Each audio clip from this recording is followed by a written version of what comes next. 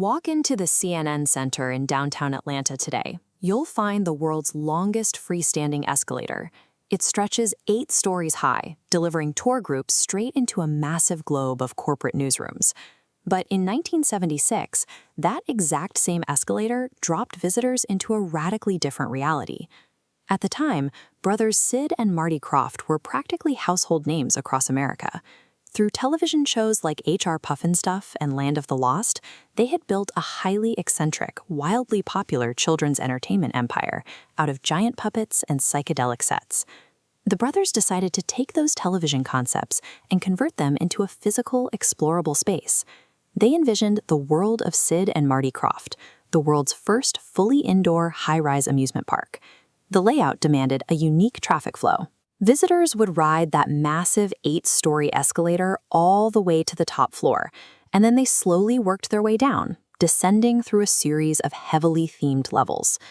Building a few lightweight props in a Hollywood studio is one thing. Engineering a multi-story amusement park inside a concrete high-rise is an entirely different discipline, one that carried massive financial risk.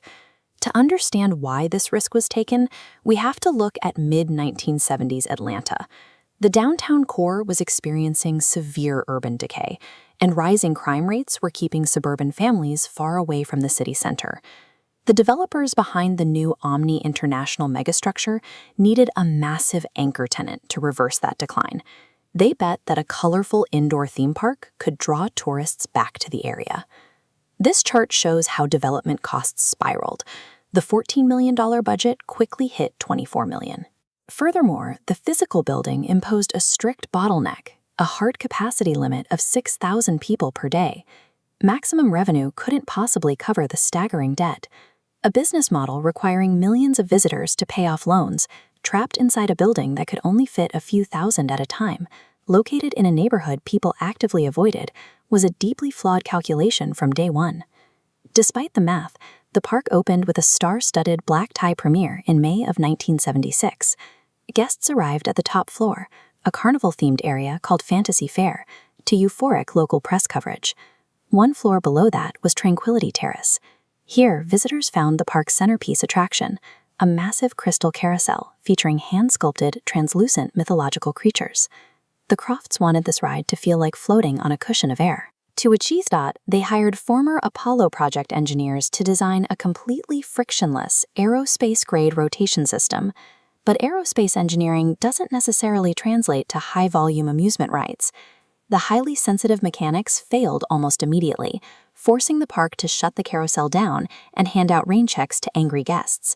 By prioritizing highly experimental technology over proven, reliable ride mechanics, the park immediately fractured its operational credibility with its very first wave of paying customers. The mechanical issues only multiplied as visitors descended to the third level, known as Uptown. This floor housed a massive dark ride where guests sat inside giant pinballs and ricocheted through a neon-lit track. The kinetic energy of these rides created an immediate architectural conflict. The Omni International was a multi-use building. The theme park shared walls and ceilings with luxury hotel rooms and high-end office space. Office workers and hotel guests complained endlessly about the noise. In a desperate attempt to fix the problem, the developers spent another $500,000 hanging hundreds of sound-absorbing boxes from the ceilings. Visitors finally ended their descent at the bottom floor, navigating a dark ride based on H.R. Pufnstuf. By this point, they had spent about 3 to 5 hours in the park, all for an adult ticket price of $5.75. In 1976, that was an incredibly steep price for a half-day experience. Just outside the city limits, Six Flags Over Georgia offered an entire day of reliable thrills for less money, without requiring families to navigate the crime-heavy downtown district. The indoor concept was meant to be an asset, but the multi-use building actively thought the loud, kinetic nature of the rides, while the surrounding neighborhood kept the target audience at bay. On November 7, 1976, less than 6 months after the grand opening, the doors were locked for good. Management had projected 1 million visitors in the first year.